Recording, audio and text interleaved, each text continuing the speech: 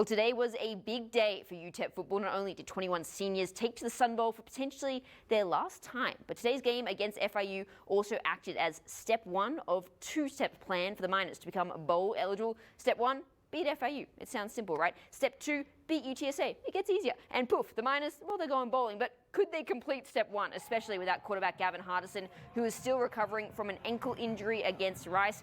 UTEP up 7-0 in the first quarter. Good defensive play by the Miners, sacking FIU's quarterback here. And that's where the all-out dominance began. Still in the first. Backup QB Calvin Brownholtz with the handoff to Ray Flores for the TD. And UTEP, just like that, are up 14-0. And the senior on senior day in front of his hometown crowd would find the end zone again after a 43-yard TD run. Ray Flores is in again. Miners up 21-0 with no look of slowing down here at all. Calvin Brownholtz stepping up again at QB, the 17-yard TD pass to Tyrene Smith. UTEP up 28-0, and Brownholtz would hit again later in the game, a 68-yard TD pass to Kelly Akari. UTEP up 35-0, a complete performance from the Miners in all three phases. ABC7's Adrian Ochoa was at the game and reports on the absolute demolition. Well, the final home game of the 2022 season for the UTEP Miners is officially in the books. And talk about domination, a performance the Miners had to have as they head into next week's must-win game against UT San Antonio. The Miners firing on all cylinders, both offensively and defensively. You want to talk about defense domination?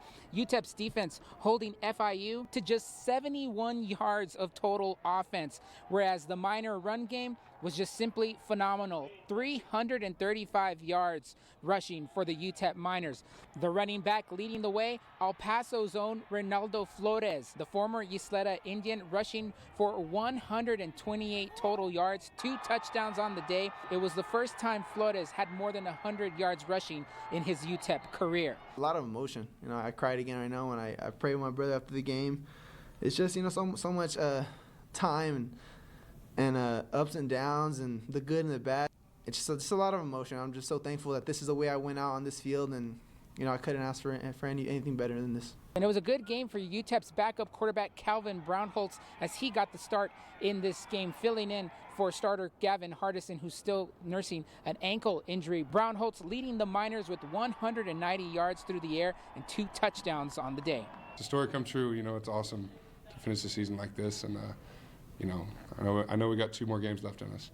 This being the last game in the Sun Bowl for the seniors, we needed to get a win for those guys, and then we needed to get a win, obviously, to springboard us to hopefully get into another bowl game.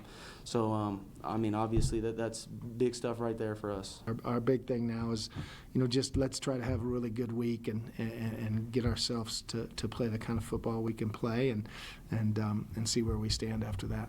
So the Miners can now turn the page to next Saturday when they hit the road to San Antonio. A must-win for the Miners if they want to become bowl eligible, but it's not going to be an easy task as the Roadrunners currently in first place of Conference USA and are undefeated in conference play. For now, reporting from the Sun Bowl, Adrian Ochoa, ABC7. Yeah, so the Miners complete step one. They defeat FIU, as Adrian mentioned, step two, UTSA next Saturday.